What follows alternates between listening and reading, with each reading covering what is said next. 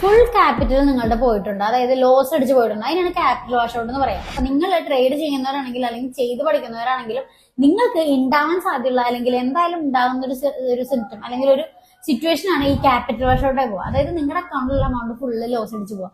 അങ്ങനെ ഉണ്ടാവുന്നത് എപ്പോഴും എല്ലാവർക്കും ഉണ്ടാവാൻ സാധ്യതയുള്ളതും എന്നാൽ ലോസ് ഈ ഒരു ട്രേഡിങ്ങിന്റെ പാർട്ടാണെന്നുള്ളതിന്റെ ഒരു ഇതാണ്. കാരണം എന്ന് വെച്ചാൽ നിങ്ങൾ എങ്ങനെ ട്രേഡ് ചെയ്ത് പഠിച്ചാലും ഏത് സ്ട്രാറ്റജി വെച്ച് ചെയ്താലും നമുക്ക് ലോസ് വരാൻ സാധ്യതയുണ്ട്.